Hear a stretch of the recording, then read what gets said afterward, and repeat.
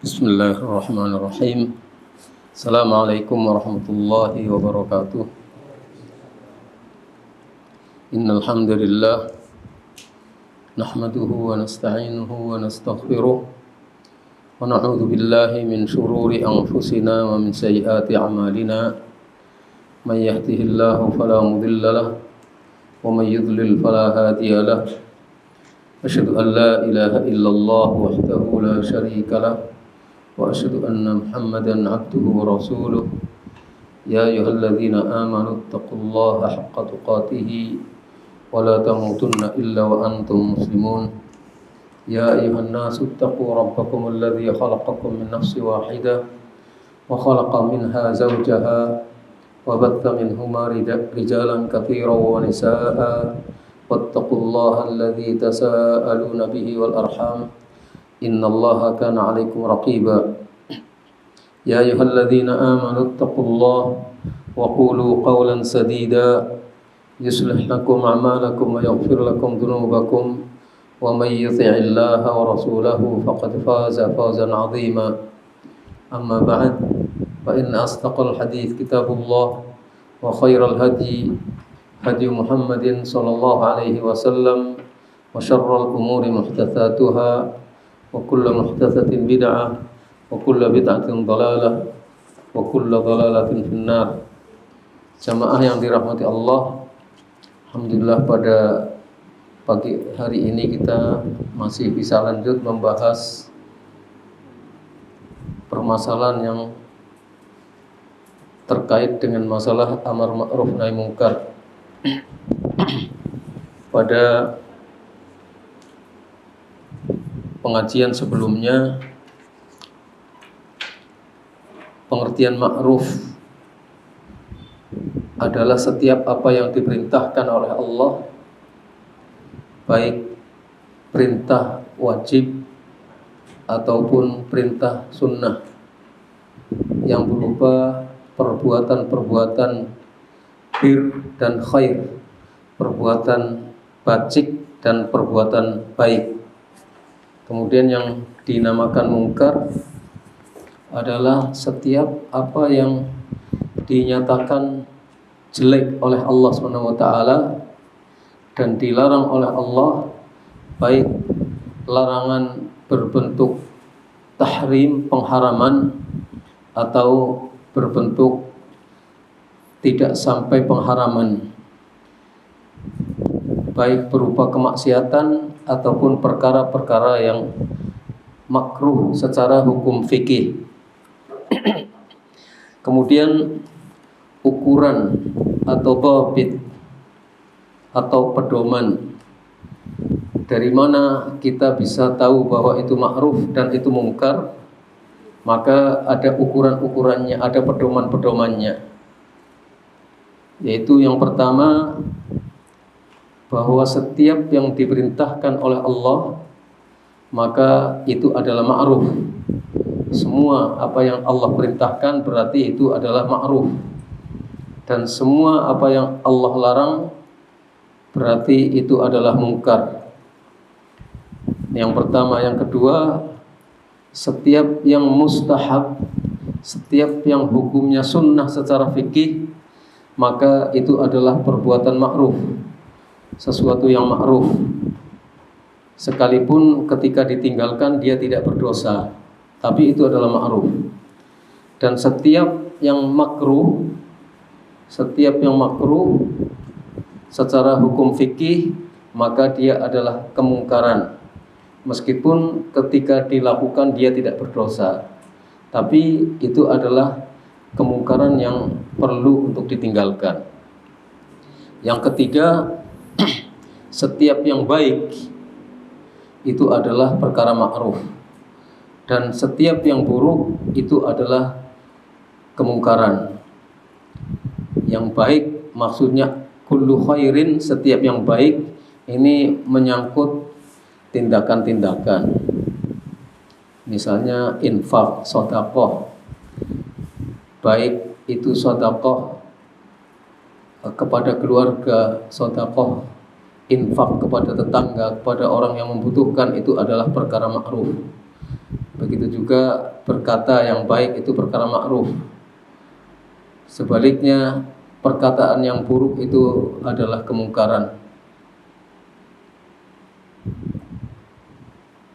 Berkasih sayang, memberikan kasih sayang kepada orang-orang fakir, miskin, yatim itu adalah perkara ma'ruf.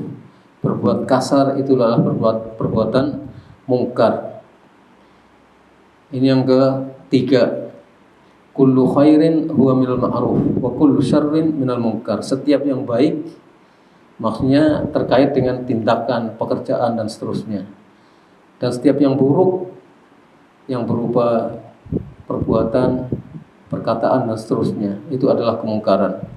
Yang keempat, kullu thayyibin minal ma'ruf wa kullu khabithin minal munkar.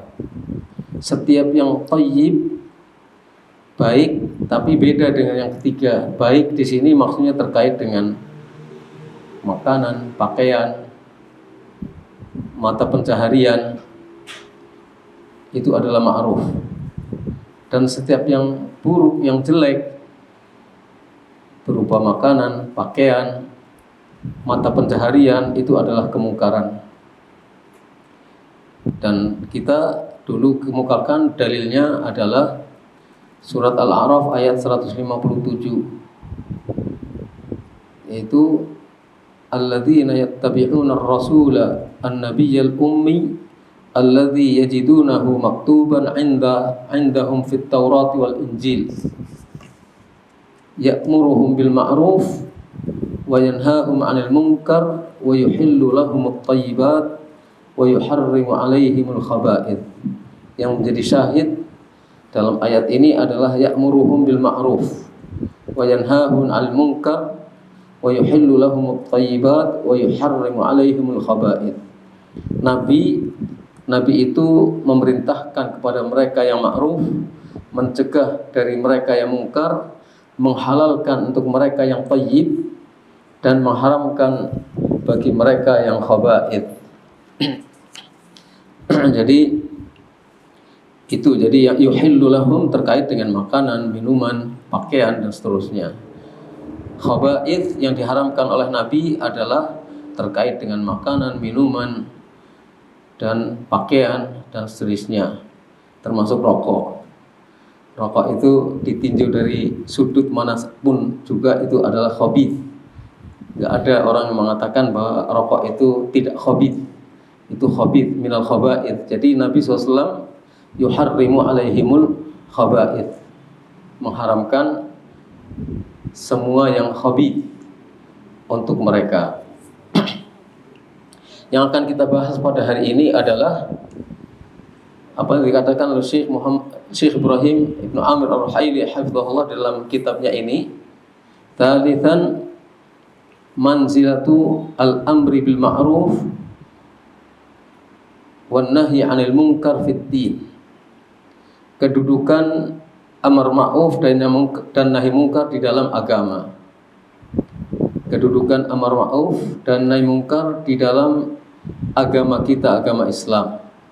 Kata beliau hafizahullah, al-amru bil ma'ruf wan nahyu 'anil munkar aslun jalilun min usulid din wa syu'batun 'azimatun min syu'abil iman wa sya'iratun kabiratun min sya'airil Islam. Saya kira ini yang benar, wallahu alam, min sya'airil Islam. Amar ma'ruf nahi munkar merupakan pokok yang agung di antara pokok-pokok ajaran Islam. Dia merupakan salah satu prinsip yang penting dalam ajaran Islam. Wa syu'batun 'azimatun, dan merupakan cabang besar, cabang yang agung di antara cabang-cabang iman. Karena cabang iman itu ada yang tinggi, ada yang menengah, ada yang bawah. Amar ma'ruf nahi munkar ini termasuk cabang besar, cabang yang agung kedudukannya di antara cabang-cabang iman. Wa sya'iratun kabiratun min sya'airil Islam, dan merupakan syiar yang agung dari syiar-syiar Islam. Jadi amar ma'ruf nahi munkar itu syiar. Adzan itu syiar, salat itu syiar. Kita tidak memahami syiar itu adalah yang selalu kelihatan, gebiarnya luar biasa. Tidak selalu seperti itu. Bahkan mungkin di antara apa yang punya gebiar besar seperti itu bukan termasuk syiar Islam karena bertentangan dengan Islam. Kata beliau rahimahullah, yumkin ibrazu makanihi fid din. Saya ulangi, yumkin ibrazu makanatihi fid din min khilalil khisalil taliyah. Mungkin kita akan bisa mengetahui betapa besar kedudukan amar ma'ruf nahi munkar kalau kita lihat unsur-unsur berikut ini, hal-hal berikut ini. Dengan memahami hal-hal berikut ini kita akan tahu bahwa amar ma'ruf nahi munkar itu kedudukannya sangat tinggi di dalam Islam. Yang pertama, wasfullahi li nabiyyina Muhammad SAW bi amrihi bil ma'ruf wa nahyihi 'anil munkar. Yang pertama, Allah memberikan sifat kepada nabi kita, Nabi Muhammad SAW, dengan sifat amar ma'ruf nahi munkar. Jadi ciri sifat utama Nabi Muhammad SAW itu diantaranya adalah sifat beramar ma'ruf dan bernahi munkar.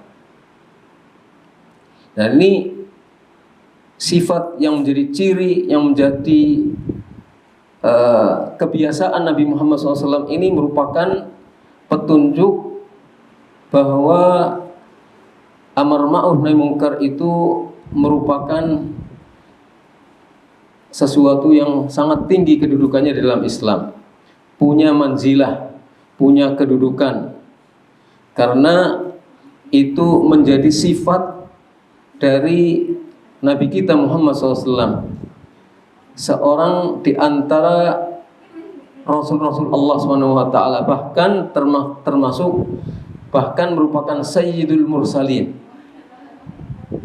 Sifat utamanya di antaranya adalah amar ma'ruf nahi munkar.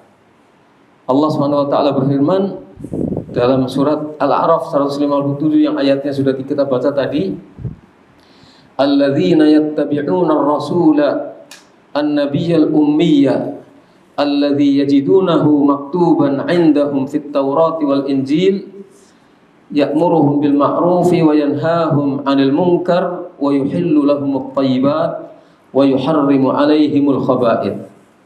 Al-A'raf 157. Orang-orang yang mengikuti Rasul, seorang nabi yang ummi, yang mereka dapatkan Rasul ini tercatat, tertulis di dalam kitab mereka, yaitu Taurat dan Injil. Namanya sudah tertulis, tercatat di dalam Taurat dan Injil. Sifat dari Rasul ini ya'muruhum bil ma'ruf, memerintahkan mereka kepada yang ma'ruf, wa yanhahum 'anil munkar, mencegah mereka dari perbuatan munkar, wa yuhillu lahumut thayyibat, menghalalkan bagi mereka yang thayyibat, yang baik-baik, wa yuharrimu 'alaihimul khaba'ith, dan mengharamkan bagi mereka yang haram, yang buruk-buruk. Jadi ini sifat Nabi SAW. Allah memerintahkan yang ma'ruf, dan ma'ruf yang paling besar, perintah yang paling besar yang diperintahkan oleh Allah adalah tauhid. Memberikan peribadatannya hanya kepada Allah saja. Kemudian perintah-perintah yang lainnya. Dan kemungkaran yang paling besar yang dicegah oleh Nabi adalah kemusyrikan. Kemudian kezaliman-kezaliman lain yang di bawahnya. Termasuk beliau tugasnya adalah menghalalkan bagi mereka yang thayyibat dan mengharamkan bagi mereka yang khaba'ith. Ini bukti atau salah satu bukti bahwa amar ma'ruf nahi munkar itu punya kedudukan yang sangat tinggi di dalam dinul Islam, karena ia merupakan ciri dan sifat utama dari Nabi kita Muhammad SAW. Yang kedua, kita bisa mengetahui amar ma'ruf nahi munkar punya kedudukan yang sangat tinggi dalam Islam adalah bahwa dengan amar ma'ruf nahi munkar yang disertai al-iman billah, amar ma'ruf nahi munkar itu harus dilakukan dengan keimanan kepada Allah. Jadi dengan amar ma'ruf nahi munkar yang disertai dengan keimanan kepada Allah, maka umat ini, umat Islam, umat Nabi Muhammad SAW yang mengikuti agama Nabi Muhammad SAW mendapatkan khairiyah lebih dari umat-umat yang lain, mendapatkan kebaikan, mengungguli umat-umat yang lain. Wasabaqat ila hadzal fadli wasyaraf, dan umat ini lebih dahulu mendapatkan keutamaan dan kemuliaan dibandingkan dengan umat-umat sebelumnya. Kenapa? Yaitu karena umat ini menjalankan amar ma'ruf nahi munkar yang disertai dengan keimanan. Qala Allah Ta'ala berfirman dalam surat Ali Imran ayat 110,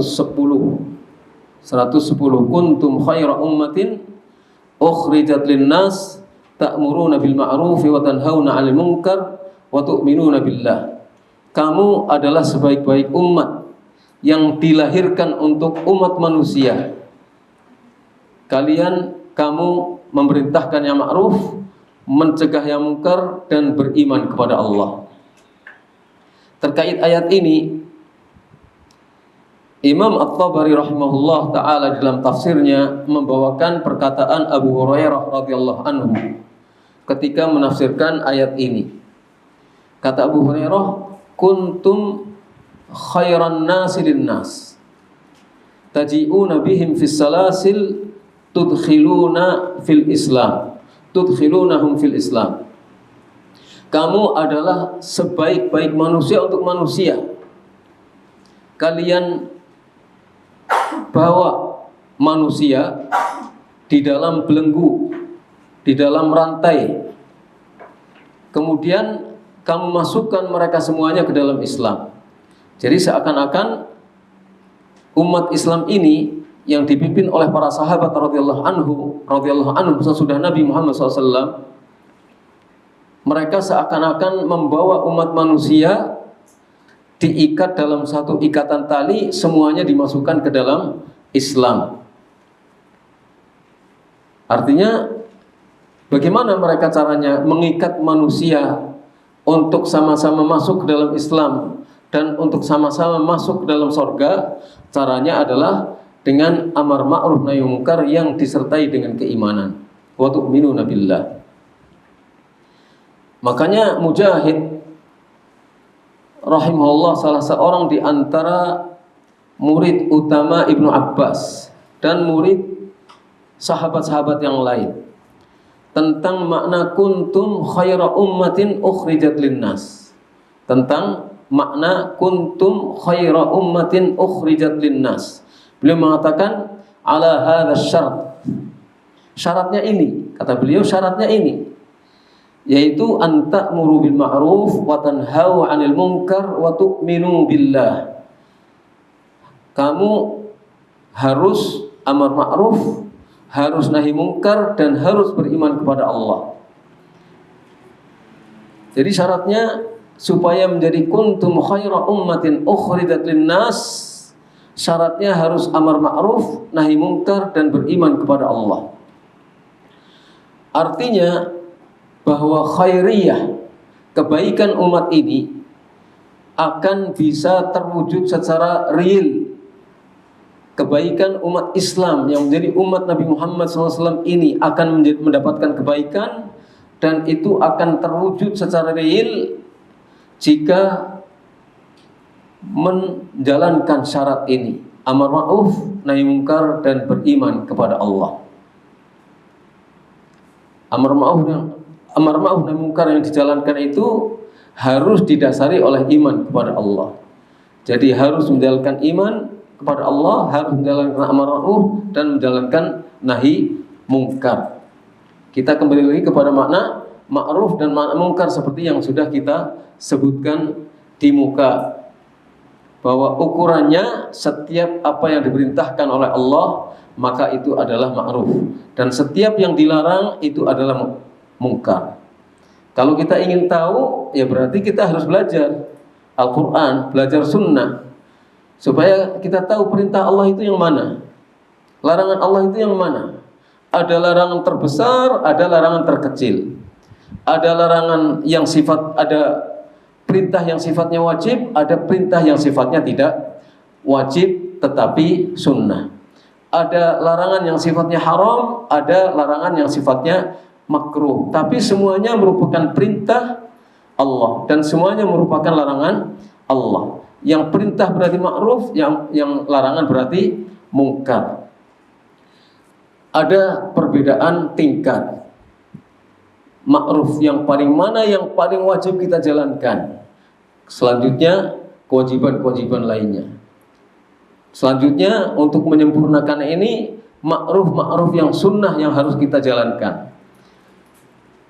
Lalu kita tinggalkan perkara-perkara yang mungkar, mulai dari syirik dan perkara-perkara yang diharamkan oleh Allah, baik yang menyangkut tingkah laku ataupun mata pencaharian. Dan kemudian menghindari kemungkaran yang tidak haram tetapi makruh. Walaupun makruh, kalau kita tinggalkan yang ma'ruf akan menjadi kalau kita tinggalkan mungkar yang makruh, itu akan menjadi penyempurna bagi kita untuk meninggalkan seluruh perkara yang mungkar. Kemudian perkataan yang baik, perkataan yang buruk, yang baik kita jalankan, yang buruk kita tinggalkan. Kemudian yang thayyibat kita boleh memakannya, yang khaba'ith kita harus tinggalkan, dan seterusnya. Wa qala Syekhul Islam Ibnu Taimiyah rahimahullah, Syekhul Islam Ibnu Taimiyah rahimahullah di dalam kitabnya Al-Amru bil Ma'ruf wan Nahyu 'anil Munkar. Syekhul Islam punya risalah itu khusus terkait dengan amar ma'ruf nahi munkar. Beliau mengatakan, fa bayyana subhanahu anna hadhihi al-ummata khairul umami lin-nas. Maka Allah Subhanahu wa taala melalui ayat yang tadi kita sebutkan, surat Ali Imran ayat 110, Allah jelaskan bahwa umat ini adalah sebaik-baik umat untuk manusia. Umat Islam ini merupakan umat terbaik bagi seluruh umat manusia. Fahum anfa'uhum lahum. Maka umat Islam ini adalah umat yang paling memberikan manfaat kepada umat lain. Wa a'zamuhum ihsanan ilaihim, dan umat Islam ini merupakan umat yang ihsannya paling besar terhadap orang lain. Kenapa? Li'annahum kammalu amran nasi bil ma'rufi wa nahyahum 'anil munkar min jihati sifah wal qadar. Karena umat Islam ini kammalu telah menyempurnakan amar ma'ruf untuk manusia dan menyempurnakan nahi munkar untuk manusia, baik dari tinjauan sifat ataupun tinjauan takdir. Umat Islam ini berbeda-beda tingkatannya. Sesudah Nabi yang paling tinggi tingkatannya adalah para sahabat, kemudian tabi'un, kemudian tabi'ut tabi'in. Kemudian orang-orang sudahnya tergantung pada keimanan masing-masing. Semakin beriman, maka semakin menjadi orang yang terbaik. Dan semakin lemah imannya, menjadi semakin meninggalkan kebaikan dirinya. Semakin banyak melakukan pelanggaran, ya semakin jelek dia di hadapan Allah. Tapi secara keseluruhan, umat Islam ini seharusnya, termasuk umat Islam zaman sekarang ini, seharusnya menyempurnakan tugasnya melaksanakan amar ma'ruf nahi munkar. Jadi seharusnya mereka menyempurnakan tugas amar ma'rufnya dan menyempurnakan tugas nahi mungkarnya. Kalau ini bisa disempurnakan, maka umat Islam ini telah melaksanakan tugas baik secara sifat maupun secara qadar. Secara sifat itu artinya amar ma'ruf nahi mungkar menjadi sifat, menjadi jati diri. Jati diri seorang muslim yang sesungguhnya adalah melaksanakan amar ma'ruf nahi mungkar. Dan secara takdir itu merupakan ketetapan dari Allah. Orang mukmin yang melaksanakan amar ma'ruf nahi mungkar berarti dia sudah ditakdirkan oleh Allah memang menjalankan amar ma'ruf nahi mungkar. Haitsu amaru bi kulli ma'rufin wa nahaw 'anil munkar. Kenapa demikian? Karena mereka memerintahkan setiap yang ma'ruf dan mencegah dari setiap yang mungkar. Likulli ahadin, untuk setiap orang. Jadi amar ma'ruf nahi mungkar itu bukan untuk golongan tertentu. Amar ma'ruf yang harus kita jalankan, dijalankan oleh setiap mukmin, itu harus kepada setiap orang menurut kemampuannya. Maksudnya tidak hanya untuk golongan tertentu, tapi untuk semua orang yang kita lihat belum melaksanakan ma'ruf, kita perintahkan untuk ma'ruf. Yang masih melaksanakan kemungkaran, kita cegah dia dari perbuatan mungkar.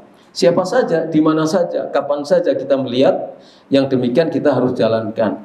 Bukan amar ma'ruf nahi mungkar hanya untuk golongan tertentu umat manusia saja. Misalnya hanya untuk kalangan Masjid Al-Ikhlas saja. Tidak, tapi untuk semuanya yang kita jumpai di jalan menurut kemampuan kita. Semua amar ma'ruf nahi mungkar kita jalankan untuk semuanya. Yang kaya, yang miskin, yang punya jabatan, yang tidak punya jabatan, yang pekerjaannya hanya tukang cangkul di sawah. Kalau dia melakukan pelanggaran, harus kita tegur. Sampaikan, ini ma'ruf seperti ini.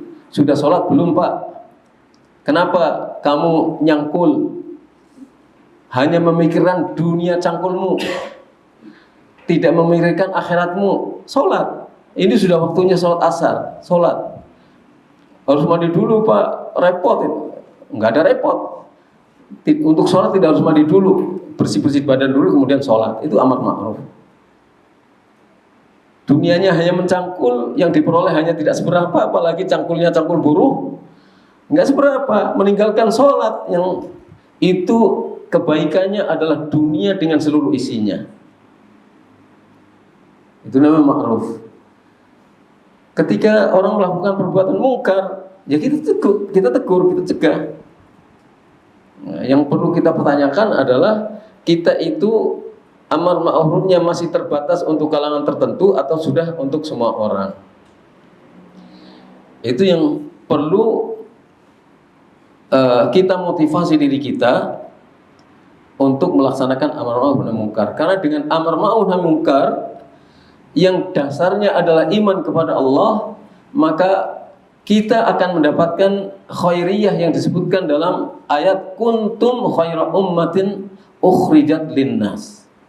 Kamu adalah sebaik-baik umat yang dikeluarkan untuk manusia, yang dihadirkan untuk manusia. Caranya dengan melaksanakan amar ma'ruf nahi mungkar dengan dasar iman kepada Allah Subhanahu wa taala.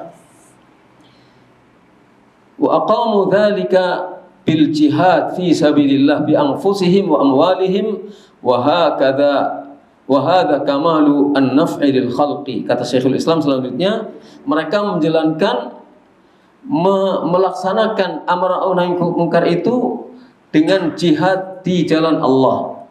Jihad itu tidak selalu dengan senjata, tidak selalu dengan senjata tajam atau senjata api atau dengan fisik. Tapi jihad itu adalah dengan cara bersungguh-sungguh berjuang i'la kalimatillah bi anfusihim wa amwalihim, dengan jiwa, raga dan harta mereka. Dengan jiwa, raga dan harta mereka. Karena yang namanya jihad perang itu tidak selalu ada. Bahkan mungkin jarang. Tapi yang namanya jihad dengan perjuangan i'la kalimatillah itu selalu ada setiap saat, setiap hari. Kalau kata seorang pebisnis, itu saya bukan pebisnis, itu kalau kita mau melihat radius 10 meter itu kita bisa gunakan untuk dijadikan bahan bisnis. Setiap radius 10 meter tanpa modal pun bisa itu untuk bisnis. Nah, ini bisnis kita adalah bisnis dengan Allah Subhanahu wa taala, tijarah. Berdagang dengan Allah dengan cara melaksanakan amar ma'ruf nahi mungkar. Setiap radius 10 meter mungkin ada hal yang harus kita lakukan dengan amar ma'ruf nahi mungkar. Kita pergunakan jiwa raga kita dan harta kita untuk jihad fisabilillah. Wa hadza kamalun naf'i lil khalqi, ini adalah sempurnanya memberikan manfaat kepada orang lain. Kesempurnaan memberikan manfaat kepada orang lain seperti itu. Jadi amar ma'ruf nahi mungkar itu kita mikirnya jangan ini adalah beban yang membebani kita, tapi ini adalah an-naf'u lil khalqi. Ketika kita menjalankan amar ma'ruf nahi mungkar, berpikirnya kita sedang memberikan manfaat kepada orang lain. Karena kalau dia tidak melaksanakan ma'ruf, dia akan sengsara. Dunianya dihabiskan untuk mencari keuntungan dunia, sedangkan dunianya tidak didapatkan. Kalaupun dapat akan ditinggalkan. Terus bekalnya untuk kehidupan akhirat mana? Dunianya dihabiskan untuk memperturutkan hawa nafsu, melakukan kemungkaran-kemungkaran.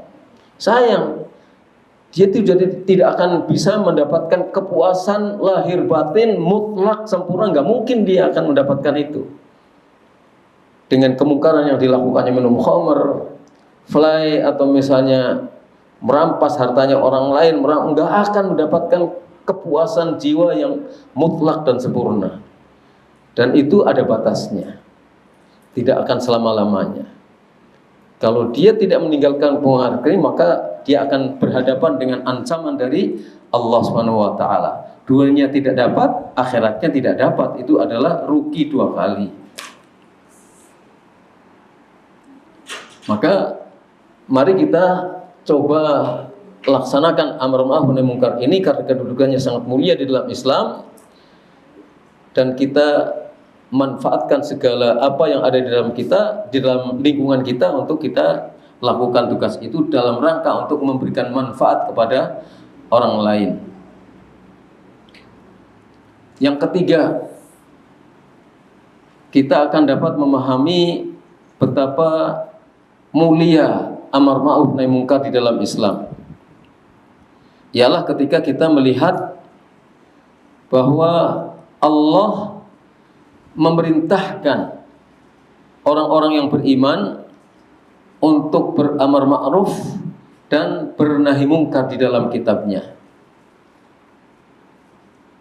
Ini kalau kita memahami Allah memerintahkan kita untuk beramar ma'ruf nahi mungkar di dalam kitabnya, maka kita tahu bahwa amar ma'ruf nahi mungkar itu bukan perkara remeh, tapi perkara yang sangat tinggi kedudukannya. Kalau tidak mungkin Allah akan memerintahkan kita untuk melakukan itu. Di samping itu, Allah menghabarkan kepada kita bahwa orang-orang yang melaksanakan amar ma'ruf nahi mungkar itu pasti akan menjadi orang yang sukses. Pasti akan menjadi orang-orang yang sukses. Nah, ini mendorong semangat kita, karena kita tahu amar ma'ruf nahi mungkar punya kedudukan mulia dan akan menjadikan hidup kita sukses. Allah berfirman dalam surat Ali Imran ayat 104, wal takun minkum ummatun yad'una ilal khairi wa ya'muruna bil ma'rufi wa yanhauna 'anil munkar wa ulaika humul muflihun. Hendaknya kamu, ada perbedaan di antara ulama, minkum itu sebagian di antara kamu, atau minkum itu kamu. Hendaknya kamu menjadi umat, atau hendaknya ada di antara kamu yang menjadi satu umat yang mengajak orang lain kepada kebaikan, memerintahkan yang ma'ruf dan mencegah dari kemungkaran. Wal takun ini perintah, hendaknya kamu ini perintah, dan perintah ini menunjukkan wajib. Harus mengajak orang lain menuju kebaikan, memerintahkan yang ma'ruf dan mencegah dari perbuatan mungkar. Wa ulaika humul muflihun. Mereka itulah orang-orang yang sukses. Ini berita gembiranya ditutup dalam ayat oleh Allah, wa ulaika humul muflihun. Mereka itu yang akan sukses, yang menjalankan amar ma'ruf nahi mungkar, mengajak orang lain kepada kebaikan. Itu mereka yang akan sukses. Nah, ini menunjukkan bahwa amar ma'ruf nahi mungkar itu mulia sekali kedudukannya di dalam Islam. Kalau sesuatu yang mulia, sedangkan hidup kita untuk meraih cita-cita yang mulia, masa kita tidak mau jalankan tugas ini. Tugas ini kalau kita jalankan, kita sukses. Dan sukses yang kita maksud adalah kita akan beruntung nanti di akhirat, tidak akan ada kerugian. Betapapun kecil amar ma'ruf nahi mungkar yang kita lakukan, kalau kita lakukan dengan ikhlas, itu akan menyebabkan sukses kita. Jadi tidak ada yang sia-sia. Yang penting ikhlas dan benar. Ikhlas dan benar sesuai dengan tuntunan Rasulullah SAW. Karena apa? Karena kalau tidak benar, tidak sesuai dengan tuntunan Rasulullah, apapun yang kita lakukan, betapapun besar, tidak akan diterima oleh Allah. Kalau tidak ikhlas, betapapun besar banyaknya apa yang kita lakukan, bahkan mengorbankan nyawa, kalau tidak ikhlas akan sia-sia di hadapan Allah Subhanahu wa taala. Amar ma'ruf nahi mungkar tantangannya bisa nyawa. Kalau itu kita tidak lakukan dengan benar dan ikhlas, sia-sia di hadapan Allah. Tapi betapapun kecil yang kita lakukan, kalau itu benar dan ikhlas, maka akan sangat bermanfaat untuk kita. Allah akan memberikan sesuatu yang besar kepada kita. Jadi kita jangan melihat besar kecilnya. Apa yang kita lakukan, semuanya besar kalau kita lakukan dengan ikhlas dan sesuai dengan tuntunan Rasulullah SAW. Itu yang ketiga. Yang keempat, ikhbarullah an qiyamil mu'minina bihi wa thana'ihi alaihim bidzalik. Allah memberitakan tentang apa yang dilakukan oleh kaum mukminin, bahwa mereka melaksanakan amar ma'ruf nahi mungkar. Setiap orang mukmin yang baik keimanannya itu pasti melaksanakan amar ma'ruf nahi mungkar. Dan Allah beritakan kaum mukminin melaksanakan tugas amar ma'ruf nahi mungkar. Dan Allah memuji mereka. Allah berikan pujian, sanjungan kepada kaum mukminin karena melaksanakan tugas amar ma'ruf nahi mungkar. Kita itu manusia, min sya'ni manusia, bahwa kebiasaan manusia yang menjadi sifat asli manusia itu selalu ingin dipuji. Kita berbuat ingin dipuji. Tapi orang yang sadar dan berakal adalah ketika kita arahkan keinginan kita untuk dipuji, supaya kita dipuji oleh Allah, tidak dipuji oleh manusia. Artinya bukan pujian manusia yang kita cari. Yang kita cari adalah pujian Allah. Dan ketika seseorang melaksanakan amar ma'ruf nahi mungkar, yang memuji adalah Allah Subhanahu wa taala. Kalau yang kita cari pujian Allah, kalau yang kita cari adalah pujian manusia, ya jangan-jangan kita dapatnya hanya pujian manusia. Itu kalau dapat. Pujian Allah belum tentu dapat. Yang didapat pujian manusia kalau dapat. Kalau tidak dapat, justru dibenci oleh manusia. Ya, kalau tidak dapat, manusia justru benci sama kita. Amar ma'ruf nahi mungkar itu adalah satu posisi di mana kita memposisikan diri kita untuk siap dibenci oleh orang. Ya, kita dengan amar ma'ruf nahi mungkar tidak ingin menciptakan kebencian, tapi posisi kita adalah posisi yang rentan untuk mendapatkan celaan orang. Jadi kalau amar ma'ruf nahi mungkar maksudnya untuk supaya dipuji orang, jangan-jangan orang justru benci sama kita. Pujian manusia nggak dapat, pujian Allah nggak dapat. Jadi kita menjadi orang yang rugi dunia akhirat. Dan Allah memberitakan bahwa kaum mukminin melaksanakan amar ma'ruf nahi mungkar. Dan Allah memuji mereka karena mereka melaksanakan amar ma'ruf nahi mungkar. Di mana? Di antaranya di dalam firman Allah Ta'ala surat At-Taubah ayat 71. At-Taubah 71. Wal mu'minuna wal mu'minatu ba'dhuhum awliya'u ba'd. Ya'muruna bil ma'ruf wa yanhauna 'anil munkar. Orang-orang mukmin yang laki-laki dan orang-orang mukmin yang perempuan sebagian adalah wali, pelindung bagi orang yang lainnya. Sebagian mukminin dan sebagian mukminat merupakan wali bagi sebagian yang lain. Orang-orang yang saling mengasihi satu sama lain. Orang-orang yang saling melindungi satu sama lain. Ya'muruna bil ma'ruf, mereka memerintahkan kepada yang ma'ruf. Wa yanhauna 'anil munkar, dan mencegah dari perbuatan yang mungkar. Ya'muruna bil ma'ruf wa yanhauna 'anil munkar ini adalah wasfun lil mu'minin wal mu'minat. Ini adalah sifat yang diberikan oleh Allah kepada orang-orang mukmin laki-laki dan orang-orang mukmin perempuan. Ya'muruna bil ma'ruf wa yanhauna 'anil munkar. Ini sifat aslinya. Sifat asli orang mukmin yang Allah sematkan untuk mereka adalah amar ma'ruf nahi mungkar.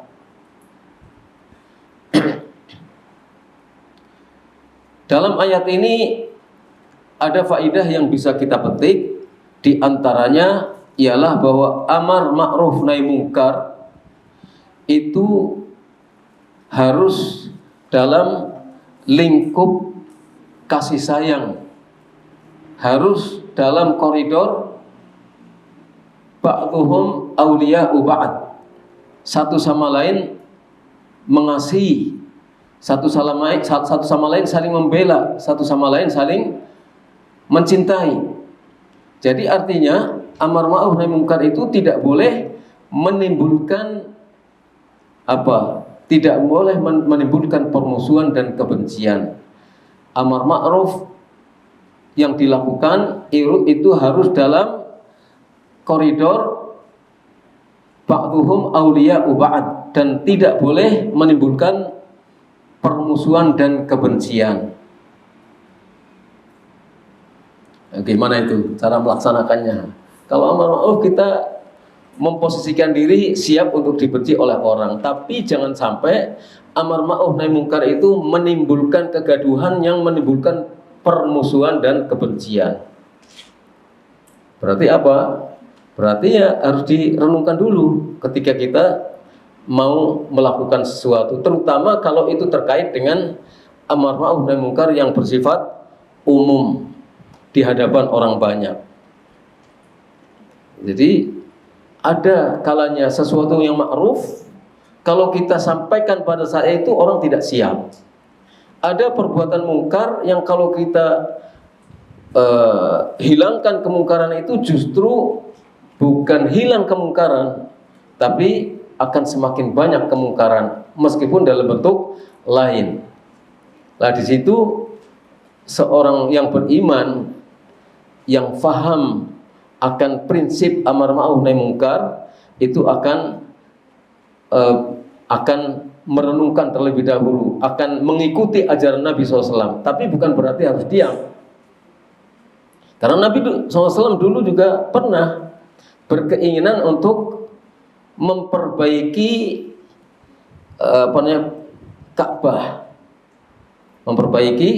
Ka'bah, atas landasan-landasan yang benar dalam Islam. Hijr Ismail itu dimasukkan ke dalam Ka'bah, tapi sampai sekarang Hijr Ismail tetap di luar. Makanya tidak boleh tawaf kemudian masuk ke Hijr Ismail, keluarnya dari, jadi Hijr Ismailnya tidak termasuk yang masuk dalam lingkaran tawaf. Nah, itu nggak benar. Tapi apa yang kemudian dilakukan oleh Nabi? Nabi merasa khawatir kalau itu dilakukan akan menimbulkan fitnah. Ya, fitnah itu bisa perpecahan, fitnah itu bisa perkelahian, fitnah itu bisa kaum muslimin akan terpecah belah. Padahal Nabi itu punya kekuasaan untuk itu. Dan kalau beliau melakukannya pasti bisa. Karena beliau adalah Nabi. Tapi beliau mengajarkan satu hal. Ada hal yang mungkin ketika kemungkaran itu harus dihilangkan, ternyata tidak maslahat. Karena mungkin orang yang melakukan ingkarul munkar tidak punya kekuatan. Tidak cukup modal untuk ingkarul munkar. Tidak cukup kemampuan untuk melakukannya. Yang ketika itu dilakukan, itu akan menimbulkan persoalan yang lebih besar. Apalagi di zaman sekarang ini orang tidak bisa membedakan amar ma'ruf nahi munkar itu seperti apa yang diajarkan oleh Nabi SAW. Sebab semua kelompok umat Islam itu mengaku punya prinsip, atau hampir semuanya punya prinsip amar ma'ruf nahi munkar. Semua punya prinsip, kita harus amar ma'ruf nahi munkar.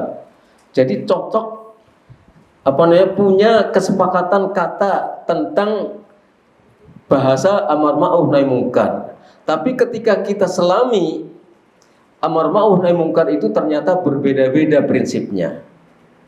Amar ma'ruf menurut orang Syiah ternyata beda maknanya. Amar ma'ruf menurut Khawarij berbeda maknanya. Amar ma'ruf menurut Mu'tazilah berbeda maknanya.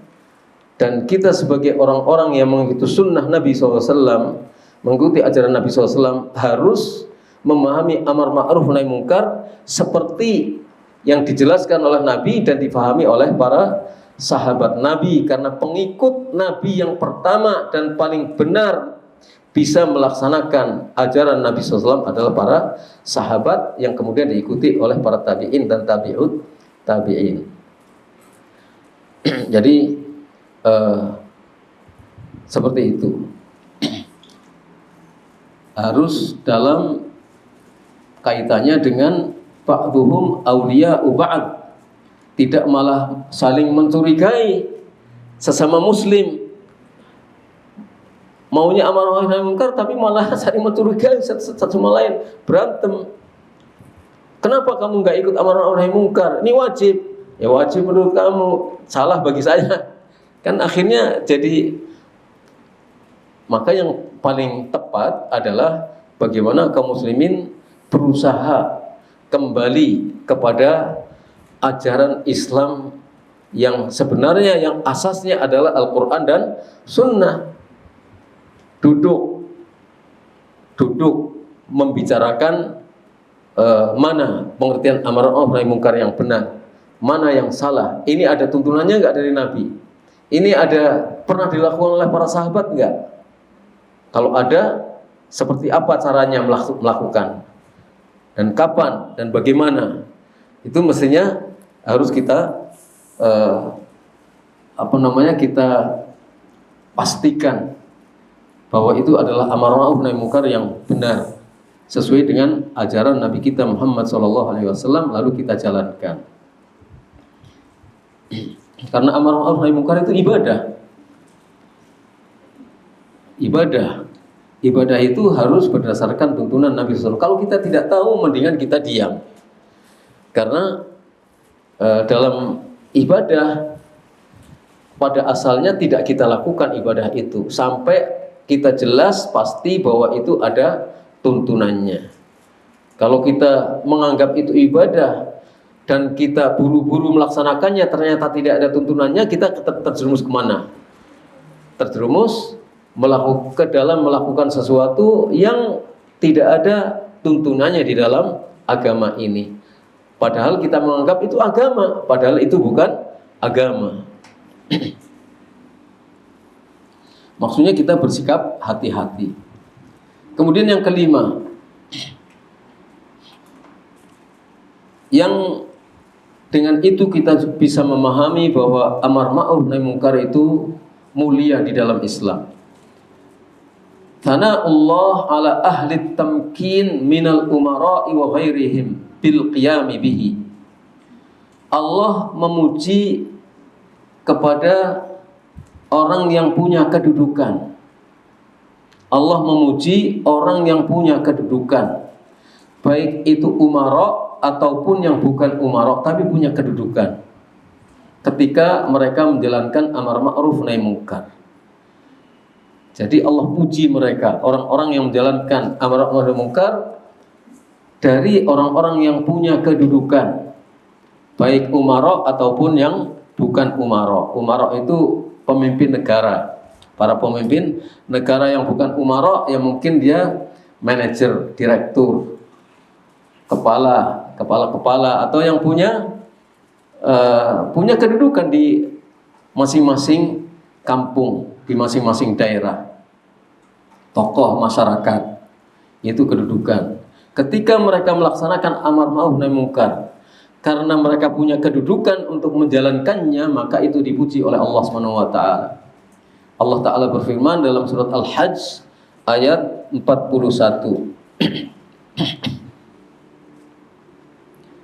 Alladzina immakkannahum fil ardi aqamus salata wa atawuz zakata wa amaru bil ma'rufi wa nahawna 'anil munkar. Saya ulangi, wa nahaw 'anil munkar. Walillahi 'aqibatul umur.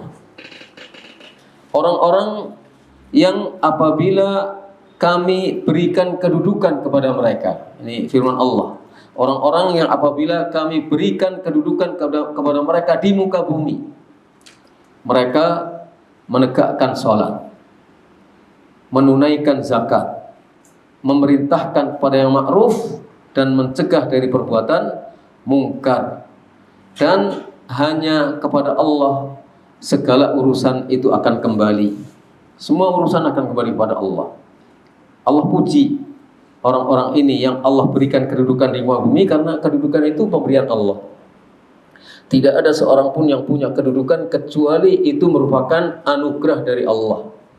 Bahkan kita bisa sholat, itu anugerah dari Allah. Kita bisa dakwah, anugerah dari Allah. Bisa amar ma'ruf nahi munkar, itu anugerah dari Allah. Kita bisa mendatangi pengajian, anugerah dari Allah. Kalau tidak Allah beri anugerah kita, enggak mungkin kita akan bisa ikut ngaji. Tidak mungkin kita akan bisa berdiri untuk sholat. Tidak mungkin kita akan bisa melaksanakan tugas-tugas kita. Jadi semuanya itu harus kita kembalikan kepada anugerah Allah dengan rasa syukur, nikmat. Tidak boleh sekalipun kita lupa menyandarkan segala sesuatu kepada Allah.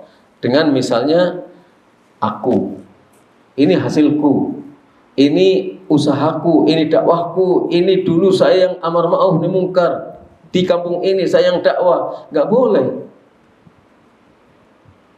Dia bisa itu karena Allah jadikan dia sebagai orang yang punya kemampuan untuk itu. Kalau tidak bisa. Dan kita bersyukur. Kita bersyukur Allah telah memberikan anugerah kepada kita. Kita bersyukur bahwa kita mampu berdakwah. Kita bersyukur dengan dakwah kita, lalu orang-orang menjadi sadar. Enggak ada yang kita lakukan terlepas dari pertolongan dan anugerah dari Allah Subhanahu wa taala. Jadi ketika orang-orang itu diberi kedudukan di muka bumi sebagai pemimpin, sebagai penguasa, sebagai tokoh masyarakat, sebagai direktur, sebagai manajer, kata Allah, pujiannya adalah mereka menegakkan sholat. Kalau menegakkan sholat itu artinya bukan untuk pribadinya. Kalau untuk pribadinya enggak cukup. Karena kalau untuk pribadinya berarti ya hanya terbatas kebaikan untuk dirinya. Tapi dia tegakkan sholat untuk masyarakatnya. Wa atuz zakah, wa atau zakah, mereka tunaikan zakat. Wa amaru bil ma'ruf, memerintahkan kepada yang ma'ruf. Di antara amar ma'rufnya itu adalah mengajak orang untuk sholat, mengajak orang untuk membayarkan zakatnya. Wa nahaw 'anil munkar, dan mencegah dari perbuatan mungkar. Di antaranya dengan menjelaskan kalau tidak zakat itu kemungkaran, harus bayar zakat. Maka di dalam pemerintahan yang ideal itu ada orang-orang yang ditugaskan untuk mendata orang-orang kaya dan menarik mereka untuk membayarkan zakat dan mencegah dari ngemplang dari pembayaran zakat. Itu tugas dari pemerintah yang kemudian disebut sebagai amil zakat yang berhak untuk menerima zakat. Karena tugasnya memang itu. Dia tugasnya memang itu sebagai petugas pendata, penarik zakat dan membagikannya. Membagikannya bisa dari informasi, kerjasama dari informasi masyarakat. Tapi itulah maka disebut sebagai amil zakat. Tugas dari pemerintah, tugas dari penguasa untuk itu. Jadi kadang-kadang kita itu memposisikan diri pada sesuatu yang sebenarnya bukan posisi kita. Kadang-kadang kita memposisikan diri kita sebagai hakim, padahal kita bukan hakim. Maka main hakim sendiri. Padahal posisi kita bukan hakim. Itu yang parah seperti itu. Ngaji nggak mau, dibilangin nggak mau, nekat menjadi hakim sendiri. Begitu juga seharusnya posisi dia itu adalah kepanitiaan. Ya panitia saja fungsinya, kedudukannya. Bukan amil dia, bukan amil zakat. Karena kalau amil itu mestinya harus ada SK-nya itu.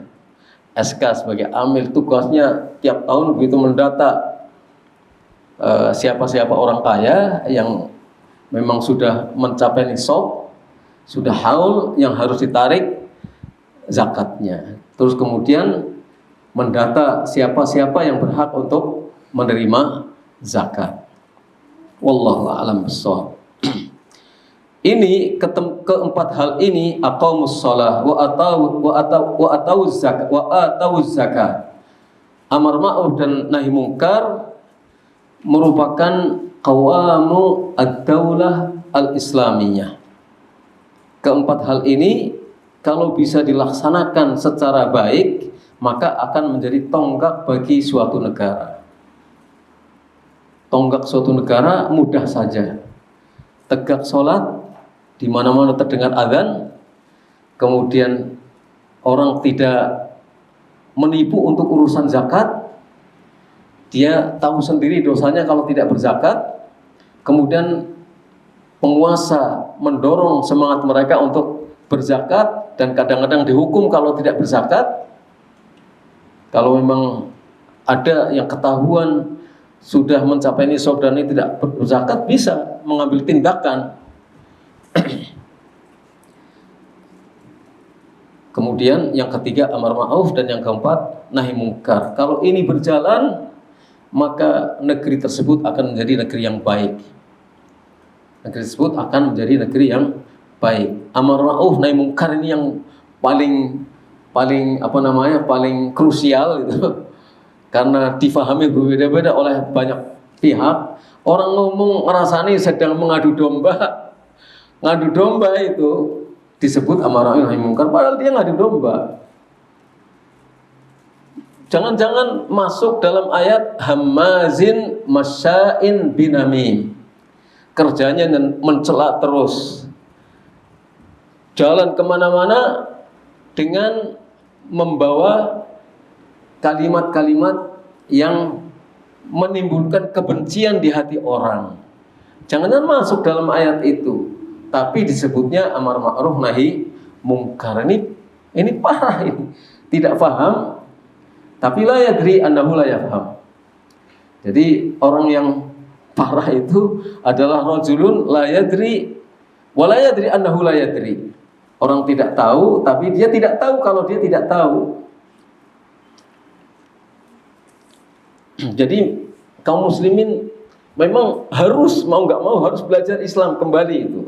Harus dipelajari, udah dengan hati yang ikhlas, mau cara bagaimanapun juga yang penting ikhlas dan kembali kepada Al-Quran dan Sunnah, mengikuti penjelasan dari ulama-ulama yang terpercaya. Ini yang kadang susah itu. Karena kalau motivasinya sudah uang, motivasinya ada kedudukan, itu susah.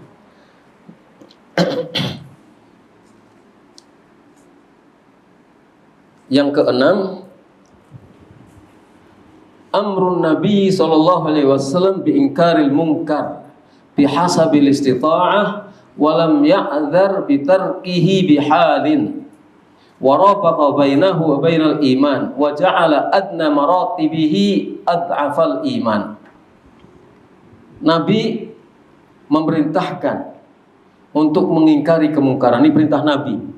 Nabi merintahkan. Jadi kalau kita faham kemungkaran itu harus diingkari, maka menjadi wajib bagi kita untuk mengingkari kemungkaran. Dan ingkarul mungkar itu punya kedudukan mulia di dalam Islam. Mengingkari kemungkaran itu kedudukannya sangat tinggi di dalam Islam.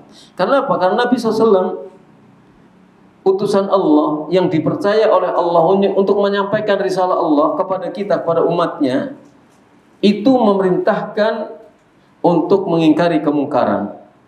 Tapi bihasabil istita'ah, masing-masing dengan kemampuannya, karena kemampuan orang tidak sama.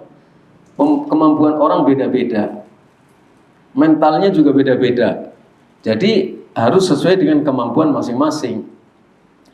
Yang kepala dia punya kekuasaan, mestinya dia punya kemampuan lebih.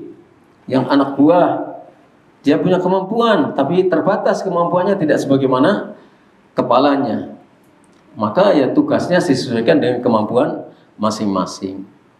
Walam ya'dzar, Nabi tidak memberikan uzur, tidak memberikan tidak memberikan kesempatan untuk meninggalkan pengingkaran terhadap kemungkaran sama sekali.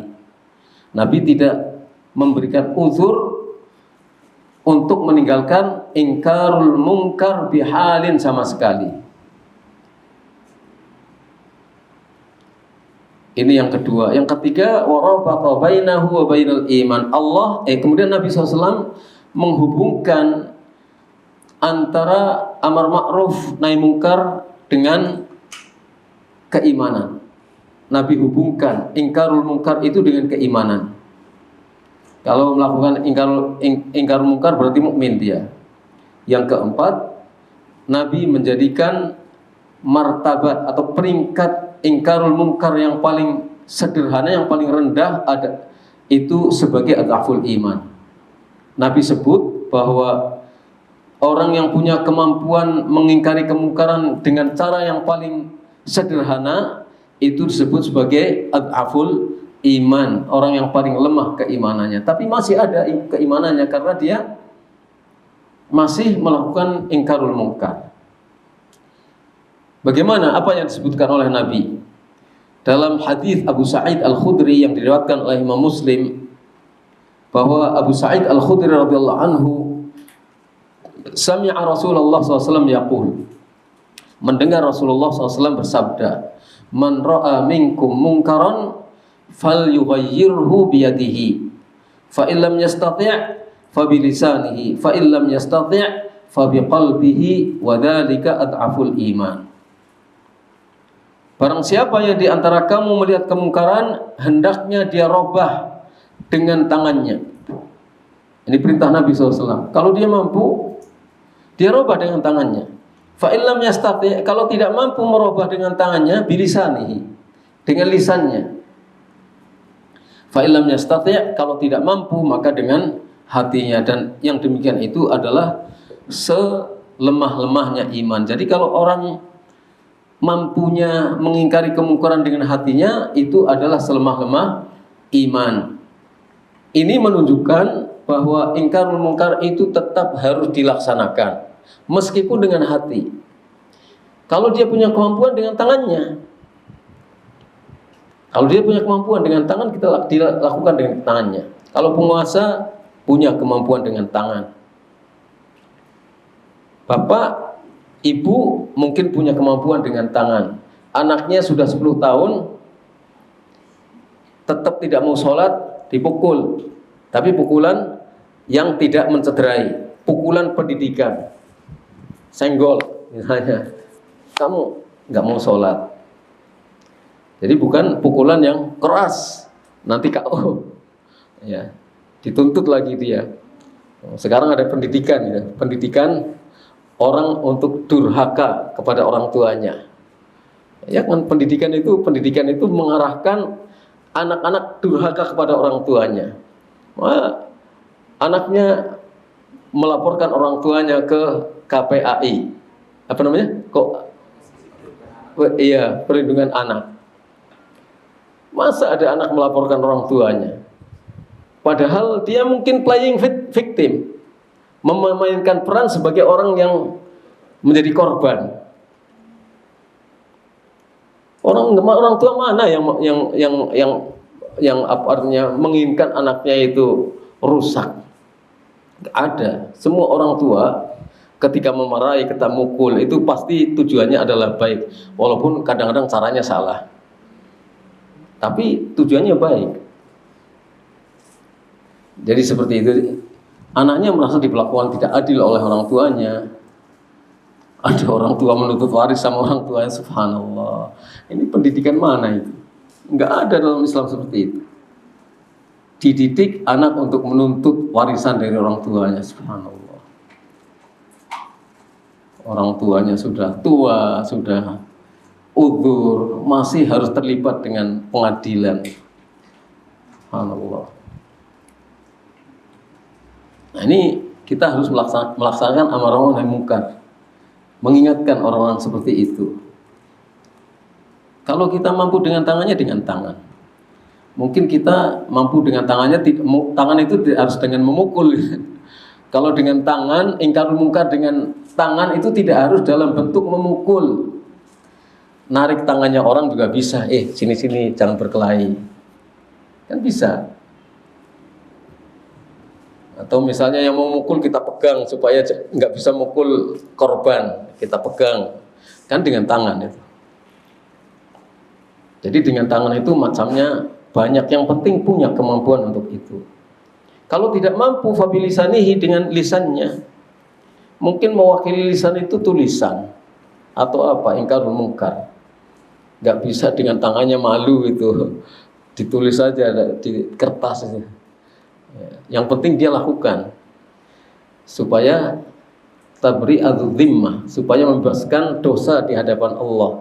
Kalau enggak, dia akan ditanya nanti oleh Allah, kamu melihat tetanggamu kayak gini, kamu biarkan saja, enggak ingkar munkar? Ditanya oleh Allah, dimintai pertanggungjawaban.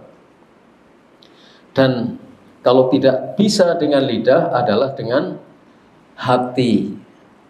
Wadzalika ad'aful iman, minimal dengan hati.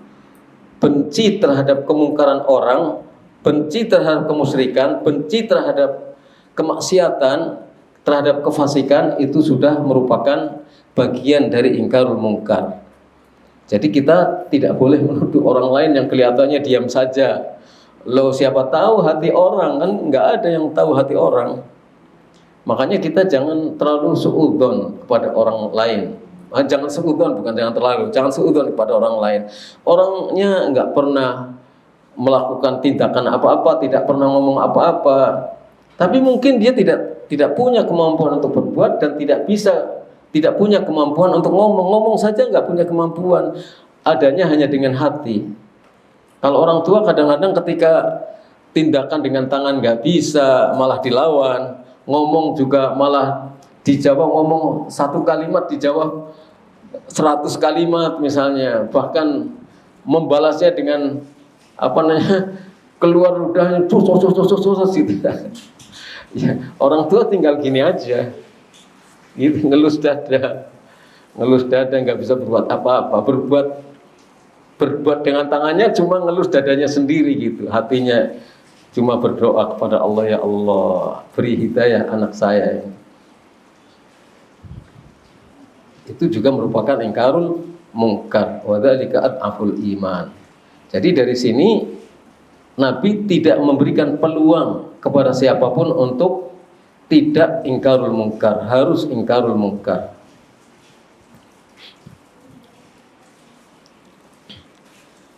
Yang ketujuh satu lagi, yang ketujuh. Yang ke-8, 9 dan 10 nanti insyaallah pada kesempatan yang lain. Yang ketujuh, ta'arrudul ummati lil 'uqubatil 'ammah bitarkihi.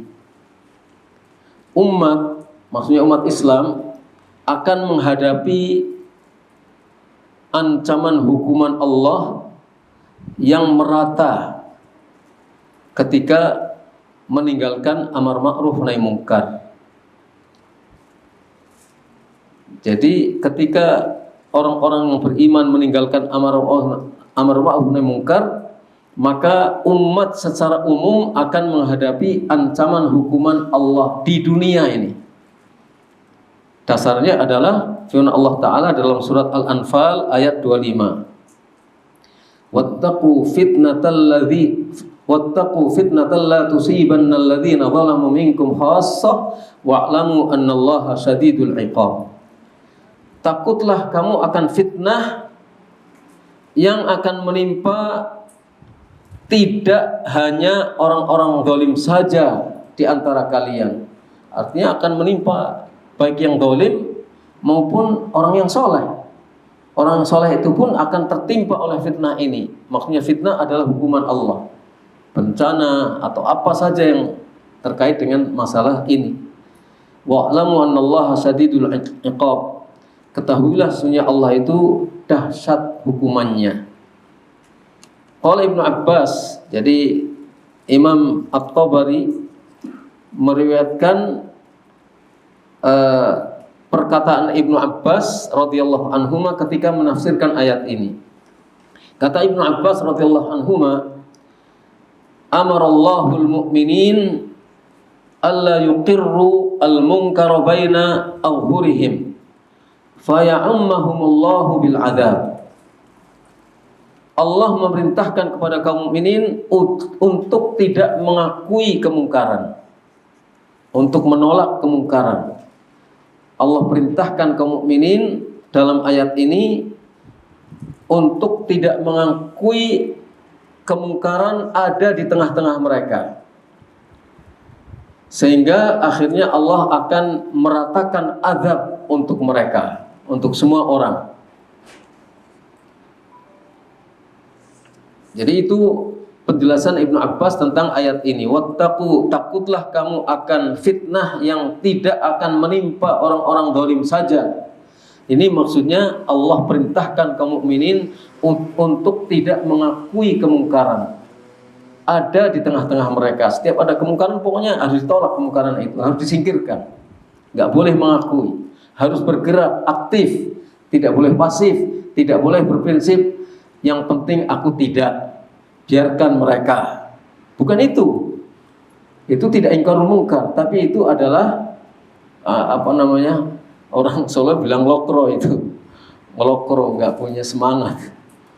Harus punya semangat. Pasrahnya pasrah salah itu. Menyerah dengan keadaan.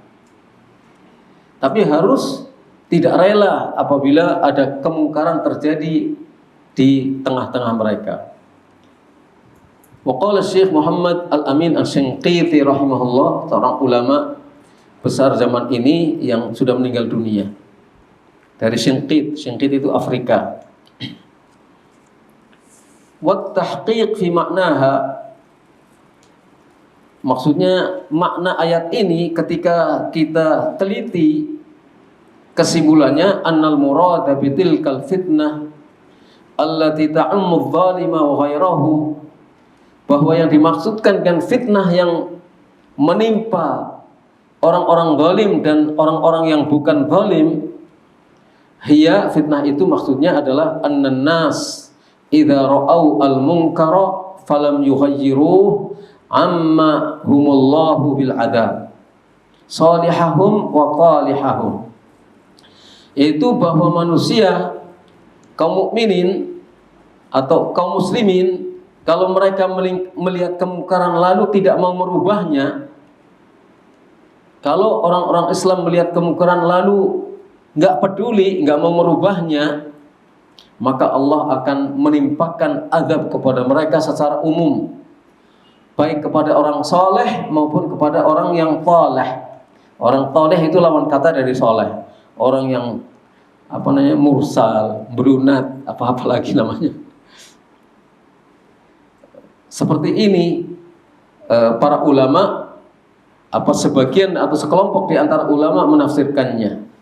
Menafsirkan kalau ada orang muslim melihat kemungkaran lalu dia tidak merubah, maka hati-hati, maka Allah akan menimpakan azab secara umum kepada umat manusia yang ada di situ, baik soleh ataupun yang tidak soleh. Wal ahaditsus sahihatu syahidatun lidzalik. Hadis-hadis yang sahih membuktikan itu. Hadis-hadis yang sahih itu sudah membuktikan itu dari apa yang pernah terjadi dan yang disebutkan akan terjadi di dalam hadis-hadis itu. Wa mimma yashhadu lidzalika minas sunnah hadits Hudzaifah radhiyallahu anhu anin Nabi sallallahu alaihi wasallam qala. Di antara yang memberikan bukti terhadap apa yang tadi disampaikan, yang itu berasal dari sunnah Nabi, dari hadis Nabi, adalah hadis Hudzaifah radhiyallahu anhu. Dari Nabi SAW, Nabi SAW bersabda, "Walladzi nafsi biyadihi, la ta'murunna bil ma'ruf wa la tanhawunna 'anil munkari aw la yushikanna Allahu yab'atsu 'alaikum 'iqaban minhu, thumma tad'unahu fala yastajibu lakum." Hadis ini diriwayatkan oleh Imam Ahmad, juga At-Tirmidzi, oleh Al-Hakim, yang mentahqiq kitab Musnad Imam Ahmad mengatakan hasan li ghairihi. Hadis ini hasan li ghairihi. Kemudian Syekh Al-Albani di dalam Shahihul Jami' menyebutkan hadis ini hasan. Jadi hadis ini adalah hujjah. Kata Nabi SAW, "Walladzi nafsi biyadihi," demi Allah yang jiwaku ada di tangannya. Demi Allah, sumpahnya dengan nama Allah, dengan Allah yang jiwaku ada di tangan Allah. La ta'murunna bil ma'ruf, kamu harus melakukan amar ma'ruf, wa la tanhawunna 'anil munkar, dan kamu harus mencegah dari perbuatan mungkar. Atau kalau tidak, la yusikanallah, jangan-jangan sudah dekat waktunya. Atau kalau tidak, jangan-jangan sudah dekat waktunya Allah menimpakan hukuman atas kalian semuanya. Kalau tidak, jangan-jangan Allah sudah saatnya untuk menimpakan hukuman kepada kalian semuanya. Kemudian saat itu kamu berdoa kepada Allah, tapi Allah tidak mengabulkan doanya. Ini ancamannya berat. Jadi semua orang mendapatkan hukuman dari Allah, nggak peduli dia soleh atau tidak soleh, dihukum. Kemudian ketika ada orang berdoa, tidak dikabulkan doanya karena semuanya mengabaikan pengingkaran terhadap kemungkaran, mengabaikan perkara ma'ruf. Jadi melalui beberapa hal ini sampai nomor 7, kita mengetahui amar ma'ruf nahi munkar itu adalah sesuatu yang sangat mulia, yang kita harus bercita-cita untuk meraihnya. Dan langkahnya gampang saja, kita mulai melakukan amar ma'ruf nahi munkar. Ada kalanya terhadap sesuatu kita mampu melakukannya dengan tangan, tapi pada kesempatan yang lain kita mampunya hanya dengan lidah. Pada kesempatan lain mampunya kita dengan hati. Jadi kita lakukan apa yang kita mampu untuk lakukannya, tapi jangan sama sekali tidak melakukan ingkarul munkar, meskipun hanya dengan hati. Jadi dengan hati itu ya kemudian mungkin kita susul dengan banyak berdoa kepada Allah supaya muncul orang-orang yang mempunyai kemampuan untuk menjalankan amar ma'ruf nahi munkar sesuai dengan apa yang diperintahkan oleh Nabi SAW. wa alihi wasallam.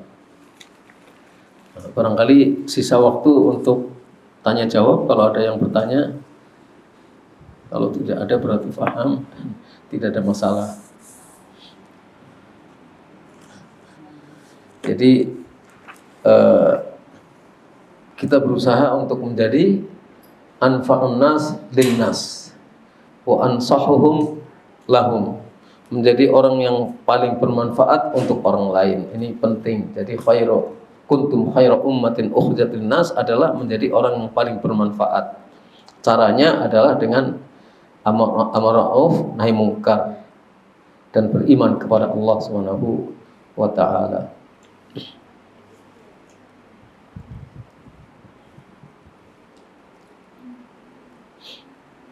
Sudah, kalau tidak ada pertanyaan kita tutup. Wassallallahu ala nabiyina Muhammad wa ala alihi wa sahbihi ajma'in. Wa nas'alullah an yuwaffiqana wa iyyakum. Subhanakallahumma bihamdika asyhadu an la ilaha illa anta astaghfiruka wa atubu ilaik. Assalamualaikum warahmatullahi wabarakatuh.